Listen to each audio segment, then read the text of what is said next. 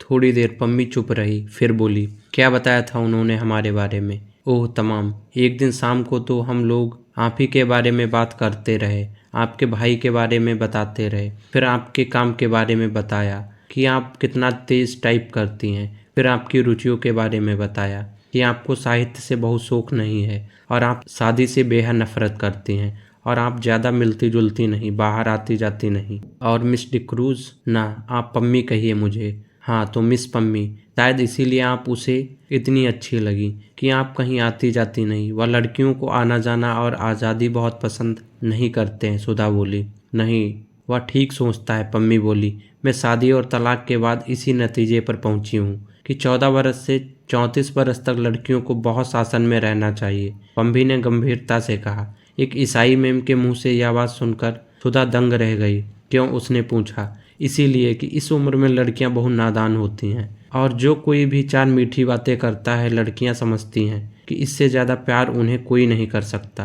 और इस उम्र में जो कोई भी ऐरा गहरा उनके सत्संग में आ जाता है उसे वे प्यार का देवता समझने लगती हैं और नतीजा यह होता है कि वे ऐसे जाल में फंस जाती हैं कि ज़िंदगी भर उससे छुटकारा नहीं मिलता। मेरा तो यह विचार है कि या तो लड़कियां 34 बरस के बाद शादियां करें जब वे अच्छा बुरा समझने के लायक हो जाए, नहीं तो मुझे हिंदुओं का कायदा सबसे ज़्यादा पसंद आता है कि 14 बरस के पहले ही लड़की की शादी कर दी जाए और उसके बाद उसका सत्संग उसी आदमी से रहे जिससे उसे ज़िंदगी भर निवाह करना है और अपने विकास क्रम से दोनों ही एक दूसरे को समझते चलें। लेकिन यह तो सबसे भद्दा तरीका है, 14 और 34 बरस के बीच में लड़की की शादी हो या उसे आज़ादी दी जाए। मैंने तो स्वयं अपने ऊपर बंधन बांध लिए थे। तुम्हारी तो शादी अभी नहीं हुई। नहीं। बहुत ठीक, तुम 34 बरस के पहले शादी मत करना। अच्छा हाँ, और क्या बताया चंदन ने मेरे बारे में? और तो कुछ खास नहीं। हाँ, यह कह रहा था आपको चाय और सिगरेट बहुत अच्छी लगती है। ओह देखिए, मैं भूल गई। लीजिए सिगरेट मंगवाती हूँ। और सुधा ने घंटी बजाई। रहने दीजिए, मैं सिगरेट छोड़ रही हूँ। क्यों? इसीलिए कि कपूर को अच्छा नहीं लगता और वह अब मेरा दोस्त बन गया है और दोस्ती में एक दूसरे से निभाह ही करनी पड़ती है। उसने आपसे यह नहीं बताया कि मैंने उसे दोस्त मान लिया है? पम्मी ने पूछा। जी हाँ, बताया था। अच्छा तो चाय लीजिए। हाँ हाँ, चाय मंगवा लीजिए। आपका कपूर से क्या संबंध है? पम्मी ने पूछा। कुछ नहीं, मुझसे भला क्या संबंध होगा उनका? जब देखिए तब बिगड़ते रहते हैं मुझ पर और बाहर गए हैं और आज तक कोई खत नहीं भेजा। ये कहीं संबंध है? नहीं, मेरा मतलब आप उनसे घनिष्ठ हैं? हाँ। कभी वह छिपाते तो नहीं मुझसे कुछ? क्यों? तब तो ठीक है, सच्चे दिल के आदमी मालूम पड़ते हैं। आप तो यह बता सकती हैं कि उन्हें क्या क्या चीज़ें पसंद हैं? हाँ, उन्हें कविता पसंद है। बस कविता के बारे में बात ना कीजिए, कविता सुना दीजिए उन्हें या कविता की किताब दे दीजिए उन्हें। और उनको सुबह घूमना पसंद है, रात को गंगा जी की सैर करना पसंद है, सिनेमा तो बहुत पसंद है। और क्या, चाय की पत्ती का हलवा पसंद है। या क्या होता है? मेरा मतलब बिना दूध की चाय उन्हें पसंद है। अच्छा अच्छा, देखिए आप सोचेंगे कि मैं इस तरह से मिस्टर कपूर के बारे में पूछ रही हूँ जैसे मैं कोई जासूस हूँ, लेकिन असल में तुम आपको बता देती हूँ, मैं पिछले 2-3 साल से अकेली रहती हूँ, किसी से भी मिलती जुलती नहीं थी। उस दिन मिस्टर कपूर आए तो पता नहीं क्यों मुझ पर प्रभाव पड़ा। उनको देखकर ऐसा लगा कि यह आदमी है जिसमें दिल की सच्चाई है जो आदमियों में बिल्कुल नहीं होती। तभी मैंने सोचा इनसे दोस्ती कर लूं, लेकिन चूंकि एक बार दोस्ती करके विवाह और विवाह के बाद अलगाव मैं भोग चुकी हूं, इसीलिए इनके बारे में पूरी जांच पड़ताल कर लेनी चाहती हूं। लेकिन दोस्त तो अब बना चुकी हूं। चाय आ गई थी और पम्मी ने सुधा के प्याले में चाय डाली। ना, मैं तो अभी खाना खा चुकी हूँ, सुधा बोली। पम्मी ने 2-3 चुस्कियों के बाद कहा। आपके बारे में चंदन ने मुझसे कहा था। कहा होगा, सुधा मुंह बिगाड़ कर बोली। मेरी बुराई कर रहे होंगे और क्या। पम्मी चाय के प्याले से उठते हुए धुएं को देखती हुई अपने ही ख्याल में डूबी थी। थोड़ी देर बाद बोली, मेरा अनुमान गलत नहीं होता। मैंने कपूर को देखते ही समझ लिया था कि यही मेरे लिए उपयुक्त मित्र है। मैंने कविता पढ़नी बहुत दिनों से छोड़ दी थी, लेकिन किसी कवित्री ने, शायद मिसेज ब्राउनी ने लिखा था कि वह मेरी जिंदगी में रोशनी बनकर आया। उसे देखते ही मैं समझ गई कि वह आदमी है जिसके हाथ में मेरे दिल के सभी राज सुरक्षित रहेंगे। वह खेल नहीं करेगा और प्यार भी नहीं करेगा, जिंदगी में आकर भी जिंदगी से दूर और सपनों में बंधकर भी सपनों से अलग। यह बात कपूर पर बहुत लागू होती है। माफ़ करना मिस सुधा, मैं आपसे इसलिए कह रही हूँ कि आप इतनी घनिष्ठ हैं और आप उन्हें बतला देंगी कि मेरा ख्याल क्या है उनके बारे में। अच्छा, अब मैं चलूँगी, बैठिए ना, सुधा बोली। नहीं, मेरा भाई अकेला खाने के लिए इंतज़ार कर रहा होगा। उठते हुए पम्मी ने कहा, आप बहुत अच्छी हैं, इस वक्त आप आई तो मैं थोड़ी सी चिंता भूल गई, वरना मैं 3 दिन से उदास थी। बैठिए, कुछ और चंदर के बारे में बताइए ना। अब नहीं, वह अपने ढंग का अकेला आदमी है, यह मैं कह सकती हूँ। ओह, तुम्हारी आंखें बड़ी सुंदर है, देखूं? और छोटे बच्चे की तरह उसके मुंह को हथेलियों से ऊपर उठाकर पम्मी ने कहा, बहुत सुंदर आंखें, माफ़ करना, मैं कपूर से भी इतनी बेतकल्लुफ़ हूँ। सुधा झेंप गई, उसने आंखें नीची कर ली। पम्मी ने अपनी साइकिल उठाते हुए कहा, कपूर के साथ आप आइएगा। और आपने कहा था कपूर को कविता पसंद है। जी हाँ, गुड नाइट। जब पम्मी बंगले पर पहुंची तो उसकी साइकिल के कैरियर में अंग्रेजी कविता के 5-6 ग्रंथ बंधे थे। 8 बज चुके थे। सुधा जाकर अपने बिस्तर पर लेटकर पढ़ने लगी। अंग्रेजी कविता पढ़ रही थी। अंग्रेजी लड़कियां कितनी आज़ाद और स्वच्छंद होती हैं। जब पम्मी, जो ईसाई है, इतनी आज़ाद है। उसने सोचा, और पम्मी कितनी अच्छी है, और उसकी बेतकल्लुफ़ी में भोलापन तो नहीं है, पर सरलता बेहद है, बड़ा साफ दिल है, कुछ छिपाना नहीं जानती। और सुधा ने सिर्फ 5-6 साल बड़ी है, लेकिन सुधा उसके सामने बच्ची लगती है। कितना जानती है पम्मी, और कितनी अच्छी समझ है उसकी, और चंदर की तारीफ करते नहीं थकती। चंदर के लिए उसने सिगरेट छोड़ दी। चंदर उसका दोस्त है। इतनी पढ़ी लिखी लड़की के लिए रोशनी का देवदूत है। सचमुच चंदर पर सुधा को गर्व है, और उसी चंदर से वह लड़ झगड़ लेती है, इतनी मान मनुहार कर लेती है, और चंदर सब बर्दाश्त कर लेता है। वरना चंदर के इतने बड़े बड़े दोस्त हैं, और चंदर की इतनी इज्जत है। अगर चंदर चाहे तो सुधा की रत्ती भर भी परवाह ना करे, लेकिन चंदर सुधा की भली बुरी बर्दाश्त कर लेता है, और वह कितना परेशान करती है चंदर को। कभी अगर सचमुच चंदर नाराज हो गया और सचमुच के लिए हमेशा बोलना छोड़ दे, तब क्या होगा? या चंदर यहाँ से कहीं चला जाए, तब क्या होगा? खैर, चंदर जाएगा तो नहीं इलाहाबाद छोड़कर, लेकिन अगर वह खुद कहीं चली गई, तब क्या होगा? वह कहाँ जाएगी? अरे, पापा को मनाना तो बाएं हाथ का खेल है, और वह ऐसा प्यार करेगी नहीं कि शादी करनी पड़े। लेकिन यह सब तो ठीक है, पर चंदन ने चिट्ठी क्यों नहीं भेजी? क्या नाराज होकर गया है? जाते वक्त सुधा ने परेशान तो बहुत किया था।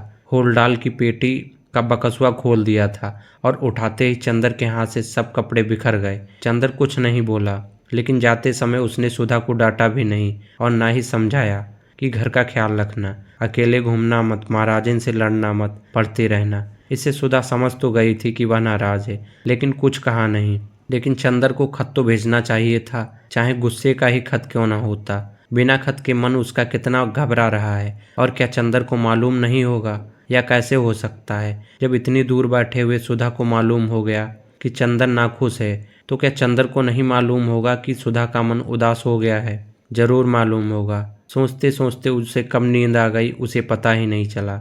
और नींद में उसे पापा या चंदर की चिट्ठी मिली या नहीं, या तो नहीं मालूम, लेकिन इतना जरूर है कि जैसे यह सारी दृष्टि एक बिंदु से बनी और दूसरी बिंदु में समा गई, उसी तरह सुधा की या भादों की घटनाओं जैसी फैली हुई बेचैनी और गीली उदासी एक चंदर के ध्यान से उठी और उसी में समा गई। दूसरे दिन सुबह सुधा आंगन में बैठी हुई आलू छील रही थी और चंदर का इंतजार कर रही थी। उसी दिन रात को पापा आ गए थे, और दूसरे दिन सुबह बुआ जी और बिनती। सुधी, किसी ने इतने प्यार से पुकारा कि हवाओं में रस भर गया। अच्छा, आ गए चंदर? सुधा आलू छोड़कर उठ बैठी। क्या लाए हमारे लिए लखनऊ से? बहुत कुछ। सुधा, के है सुधा? सहसा कमरे में से कोई बोला। चंदर है, सुधा ने कहा। चंदर बुआ आ गईं, और कमरे से बुआ जी बाहर आईं। प्रणाम बुआ जी, चंदर बोला, और पैर छूने के लिए झुका। हाँ हाँ हाँ। बुआ जी 3 कदम पीछे हट गईं। देखियो ने, हम पूजा की धोती पहने हैं। ई के है सुधा? सुधा ने बुआ की बात का कुछ जवाब नहीं दिया। चंदर, चलो अपने कमरे में, यहाँ बुआ पूजा करेंगी। चंदर अलग हटा। बुआ ने हाथ के पंचपात्र से वहाँ पानी छिड़का और जमीन फूंकने लगी। सुधा, बिनती को भेज देव, बुआ जी ने धूपदानी में महाराजिन से कोयला लेते हुए कहा। सुधा अपने कमरे में पहुंचकर चंदर को खाट पर बिठाकर नीचे बैठ गई। अरे ऊपर बैठो। नहीं, हम यहीं ठीक हैं, कहकर वह बैठ गई और चंदर की पैंट पर पेंसिल से लकीरें खींचने लगी। अरे यह क्या कर रही हो? चंदर ने पैर उठाते हुए कहा। तो तुमने इतने दिन क्यों लगाए? सुधा ने दूसरे पांचे पर पेंसिल लगाते हुए कहा। अरे बड़ी आफत में फंस गए थे सुधा। लखनऊ से हम लोग बरेली गए, वहाँ एक उत्सव में हम लोग भी गए और एक मिनिस्टर भी पहुँचे। कुछ सोशलिस्ट, कम्युनिस्ट और मजदूरों ने विरोध प्रदर्शन किया। फिर तो पुलिस वालों और मजदूरों में जमकर लड़ाई हुई। वह तो कहो एक बेचारा सोशलिस्ट लड़का था, कैलाश मिश्रा, उसने हम लोगों की जान बचाई, वरना पापा और हम दोनों ही अस्पताल में होते। अच्छा, पापा ने हमें कुछ नहीं बताया, सुधा घबरा कर बोली और बड़ी देर तक बरेली उपद्रव और कैलाश मिश्रा की बात करती रही। अरे ये बाहर गा कौन रहा है? चंदन ने सहसा पूछा। बाहर कोई गाता हुआ आ रहा था। आंचल में क्यों बांध लिया मुझ परदेसी का प्यार, आंचल में क्यों? और चंदर को देखते ही उस लड़की ने चौंक कर कहा। अरे!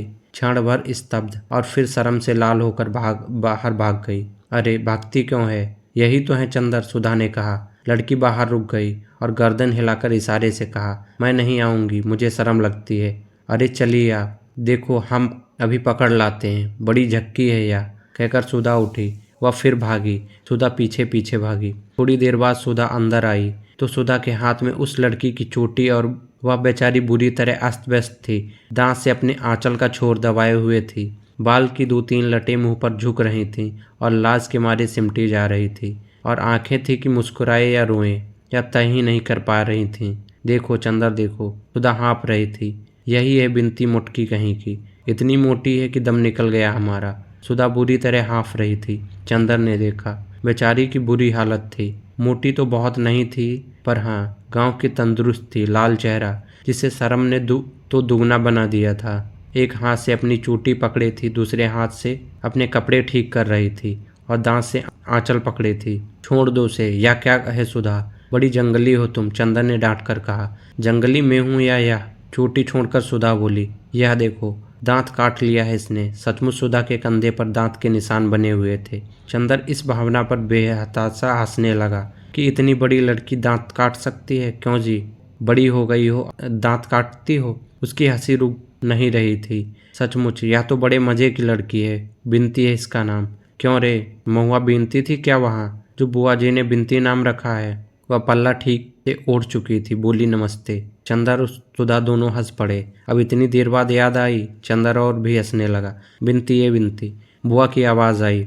बिनती ने सुधा की ओर देखा और चली गई। और कहो सुधी, चंदर बोला, क्या हाल चाल रहा यहाँ? फिर भी एक चिट्ठी तो लिखी नहीं तुमने, सुधा बड़ी शिकायत के स्वर में बोली। हमें रोज रुलाई आती थी और तुम्हारी वो आई थी। हमारी वो? चंदर ने चौंक कर कहा। अरे हाँ, तुम्हारी पम्मी रानी। अच्छा, वो आई थी, क्या बात हुई? कुछ नहीं, तुम्हारी तस्वीर देखकर रो रही थीं। सुधा ने उंगलियां नाचाते हुए कहा। मेरी तस्वीर देखकर? अच्छा, और थी कहाँ मेरी तस्वीर? अब तुम तो बहस करने लगे। हम कोई वकील हैं? तुम कोई नई बात बताओ, सुधा बोली। हम तो तुम्हें बहुत बहुत बात बताएंगे, पूरी कहानी है। इतने में बिनती आई। उसके हाथ में एक तस्तरी थी और एक गिलास। तस्तरी में कुछ मिठाई थी और गिलास में शरबत। उसने लाकर तस्तरी चंदर के सामने रख दी। न भाई, हम नहीं खाएंगे, चंदर ने इनकार किया। बिनती ने सुधा की ओर देखा। खा लो, लगे नखरा करने, लखनऊ से आ रहे हैं ना, तकल्लुफ न करें तो कैसे मालूम होगा, सुधा ने मुंह चिढ़ाते हुए कहा। चंदर मुस्कुराकर खाने लगा। दीदी के कहने पर आप खाने लगे? बिनती ने अपने हाथ की अंगूठी की और देखते हुए कहा। चंदर हंस दिया, कुछ बोला नहीं। बिनती चली गई। बड़ी अच्छी लड़की मालूम पड़ती है यह, चंदर बोला। बहुत प्यारी है और पढ़ने में हमारी तरह नहीं है, बहुत तेज है। अच्छा, तुम्हारी पढ़ाई कैसी चल रही है? मास्टर साहब बहुत अच्छा पढ़ाते हैं। और चंदर, अब हम खूब बात करते हैं उनसे दुनिया भर की, और वे बस हमेशा सिर नीचे झुकाए रहते हैं। एक दिन पढ़ते वक्त हम गरी पास में रखकर खाते गए, उन्हें मालूम ही नहीं हुआ। उनसे एक दिन कविता सुनवा दो, सुधा बोली। चंदर ने कुछ जवाब नहीं दिया और डॉक्टर साहब के कमरे में जाकर किताबें उलटने लगा। इतने में बुआ जी का तेज स्वर आया। हमें मालूम होत है कि ई मुँह झौंसी हमके ऐसी नाच न चाहिए तो हम पैदा होते गला घोंट देत। हरे राम, आकाश सिर पर उठाए हैं, के घंटे से नरियात नरियात गटई फट गई। ई बोलत नहीं जैसे सांप सूंघ गए हो। प्रोफेसर शुक्ला के घर में वह नया सांस्कृतिक तत्व था। कितनी शालीनता और शिष्टता से वे रहते थे। कभी इस तरीके की भाषा उनके घर में सुनने को नहीं मिलेगी कि चंदर को जरा भी उम्मीद न थी। चंदर चौंक कर उधर देखने लगा। डॉक्टर शुक्ला समझ गए। कुछ लज्जित से और मुस्कुराकर ग्लान छिपाते हुए से बोले, मेरी विधवा बहन है, कल गांव से आई है लड़की को पहुंचाने। उसके बाद कुछ टपकने का स्वर आया, शायद किसी बर्तन के। इतने में सुधा आई, गुस्से से लाल। सुना पापा तुमने, बुआ बिनती को मार डालेगी। क्या हुआ आखिर? डॉक्टर शुक्ला ने पूछा। कुछ नहीं। बिंती ने पूजा का पंचपात्र उठाकर ठाकुर जी के सिंहासन के पीछे रख दिया था। उन्हें दिखाई नहीं पड़ा तो गुस्सा बिंती पर उतार रही है। इतने में फिर आवाज आई। पैदा करत बखत बहुत अच्छा लग रहा, पालत बकट्टे भूल गए। मर गए रहो आपन सत्तानो, अपने साथ ले जाते हो। हमारे मूड पर ई हत्या काहे डाल गए हो? ऐसी कुलच्छनी है कि पैदा होते ही इन बाप को खाए गई। सुना पापा तुमने? चलो हम चलते हैं, डॉक्टर शुक्ला ने कहा। सुधा वहीं रह गई। चंदर से बोली, ऐसा बुरा स्वभाव है बुआ का कि बस बिनती ऐसी है कि इतना बर्दाश्त कर लेती है। बुआ ने ठाकुर जी का सिंहासन साफ करते हुए कहा। रोबत काहे हो? कौन तुम्हारे माई बाप को गरियावत है कि ई असुआ ढरकाए रही हो? ये सब चोचला अपने को दिखायो जाए के 2 महीना और हैं, अबहिन से उधियानी न जाओ। यह अभद्रता सीमा पार कर चुकी थी। बिनती चलो कमरे के अंदर, हटो सामने से, डॉक्टर शुक्ला ने डांट कर कहा। अब ये चरखा बंद होगा या नहीं? कुछ शर्म हाय है या नहीं तुम में? बिनती सिसकते हुए अंदर चली गई। स्टडी रूम में देखा कि चंदर है तो उल्टे पांव लौट आई सुधा के कमरे में और फूट फूट कर रोने लगी। डॉक्टर शुक्ला लौट आए। अब हम ये सब करें कि अपना काम करें? अच्छा, कल से घर में महाभारत मचा रखा है। कब जाएंगी ये? सुधा, कल जाएंगी। पापा, अब बिनती को कभी मत भेजना इनके पास, सुधा ने गुस्सा भरे स्वर में कहा। अच्छा जाओ, हमारा खाना परसो। चंदर, तुम अपना काम यहाँ करो। यहाँ शोर ज्यादा हो तो लाइब्रेरी में चले जाना। आज भर की तकलीफ है। चंदर ने अपनी कुछ किताबें उठाई। उसने चले जाना ही ठीक समझा। सुधा खाना परोसने चली गई। बिनती रो रो कर और तकिए पर सिर पटक कर अपनी कुंठा और दुख उतार रही थी। बुआ घंटी बजा रही थी। दबी जवान से जाने क्या बकती जा रही थी। यह घंटी के भक्ति भावना भरे मधुर स्वर में सुनाई नहीं देता था। लेकिन बुआ जी दूसरे दिन नहीं गईं। जब 3-4 दिन बाद चंदर गया तो देखा बाहर के सेहन में डॉक्टर शुक्ला बैठे हैं और दरवाज़ा पकड़कर बुआ जी खड़ी बातें कर रही हैं। लेकिन इस वक्त बुआ जी काफ़ी गंभीर थीं और किसी विषय पर मंत्रणा कर रही थीं। चंदर के पास पहुंचने पर फौरन वे चुप हो गईं और चंदर की ओर सशंकित नेत्रों से देखने लगी। डॉक्टर शुक्ला बोले, आओ चंदर बैठो। चंदर बगल की कुर्सी खींचकर बैठ गया तो डॉक्टर साहब बुआ जी से बोले, हाँ हाँ बात करो। अरे ये तो घर के आदमी हैं, इनके बारे में सुधा ने नहीं बताया तुम्हें? ये चंदर हैं, हमारे शिष्य, बहुत अच्छा लड़का है। अच्छा अच्छा भैया बैठो। तू तो एक दिन उवर आए रहे हो, बीए में पढ़त हो सुधा के संगे? नहीं बुआ जी, मैं रिसर्च कर रहा हूँ। वाह, बहुत खुशी भई तो को देख के। हाँ तो सुकुल, वे अपने भाई से बोली, फिर यही ठीक होई। बिनती का ब्याह टाइल देव और अगर ये लड़का ठीक हो जाए तो सुधा का ब्याह आषाढ़ में निपटाए देव। अब अच्छा नहीं लगत है। ठूंठ ऐसी बिटिया, सूनी मांग लिए छरछरात करत है एहर ओहर। बुआ बोली, हाँ ये तो ठीक है। डॉक्टर शुक्ला बोले, मैं खुद सुधा का ब्याह अब टालना नहीं चाहता। बीए तक की शिक्षा काफ़ी है, वरना फिर हमारी जात में से तो लड़के नहीं मिलते। लेकिन ये तो लड़का तुम बता रही हो तो घर वाले कुछ ऐतराज़ तो नहीं करेंगे? और फिर लड़का तो हमें अच्छा लगा, लेकिन घर वाले पता नहीं कैसे हों। अरे तो घर वालन से का करे का है? तो को लड़का तो अच्छा लगत है, अपने आप पढ़ रहा है और लड़की अलग रही है। ना सास का डर ना ननद की धौस। हम पत्री मंगवाए दे, मिलवाए ले। डॉक्टर शुक्ला ने स्वीकृति में सिर हिला दिया। तो फिर बिनती के बारे में क्या कहा था? वो अगहन तक टाल दिया जाए ना? बुआ जी ने पूछा। हाँ हाँ, डॉक्टर शुक्ला ने विचार में डूबे हुए कहा। तो फिर तुम ही इन जूता पिटऊ बड़नक्कू से कह दियो, आय कि कल से हमारी छाती पर मूंग ना दलत हैं। बुआ जी ने चंदर की ओर किसी को निर्देश करते हुए कहा और चली गई। चंदर चुपचाप बैठा था, जाने क्या सोच रहा था। शायद कुछ भी नहीं सोच रहा था, मगर फिर भी अपनी विचार शून्यता में ही खोया हुआ था।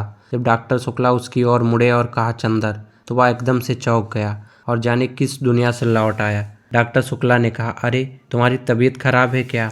नहीं तो, एक फीकी हंसी हंसकर चंदर ने कहा। तो मेहनत बहुत कर रहे होगे। कितने अध्याय लिखे तुमने अपनी थीसिस के? अब मार्च तक ख़त्म हो रहा है और पूरा अप्रैल तुम्हें थीसिस टाइप कराने में लगेगा और मई में हर हालत में जमा हो जानी चाहिए। जी हाँ, बड़े थके स्वर में चंदर ने कहा। 10 अध्याय हो ही गए हैं और 3 अध्याय और होने हैं और अनुक्रमणिका बनानी है। अप्रैल के पहले सप्ताह तक ख़त्म हो ही जाएगी। अब सिवा थीसिस के और करना ही क्या है? एक बहुत गहरी सांस लेते हुए चंदर ने कहा और माथा थाम कर बैठ गया। उस तबीयत ठीक नहीं है तुम्हारी, चाय बनवा लो। लेकिन सुधा तो है ही नहीं, न महाराजिन है, डॉक्टर साहब बोले। अरे सुधा के नाम पर चंदर चौंक गया। हाँ, अभी वह सुधा के बारे में ही सोच रहा था जब बुआ जी बात कर रही थीं। क्या सोच रहा था देखो। उसने याद करने की कोशिश की पर कुछ याद नहीं आ रहा था। पता नहीं क्या सोच रहा था, पता नहीं था। कुछ सुधा के ब्याह की बात हो रही थी शायद। क्या बात हो रही थी? कहाँ गई है सुधा? चंदर ने पूछा। आज शायद साबिर साहब के यहाँ गई है। उनकी लड़की के साथ पढ़ती है ना, वहीं गई है बिनती के साथ। अब इम्तिहान को कितने दिन रह गए हैं? अभी घूमना बंद नहीं हुआ उनका। नहीं, दिन भर पढ़ने के बाद उठी थी। उसके भी सिर में दर्द था, चली गई। घूम फिर लेने दो बेचारी को, अब तो जा रही है। डॉक्टर शुक्ला बोले, एक हंसी के साथ जिसमें आंसू छलके पड़ते थे। कहाँ तय हो रही है सुधा की शादी? बरेली में। अब उसकी बुआ ने बताया है, जन्मपत्री दी है मूल वालों। फिर तुम जरा सब बातें देख लेना। तुम तो थीसिस में व्यस्त रहोगे। मैं जाकर लड़का देख आऊँगा। फिर मई के बाद जुलाई तक सुधा का ब्याह कर देंगे। तुम्हें डॉक्टरेट मिल जाए और यूनिवर्सिटी में जगह मिल जाए, बस हम तो लड़का लड़की दोनों से फारिग। डॉक्टर शुक्ला बहुत अजब से स्वर में बोले।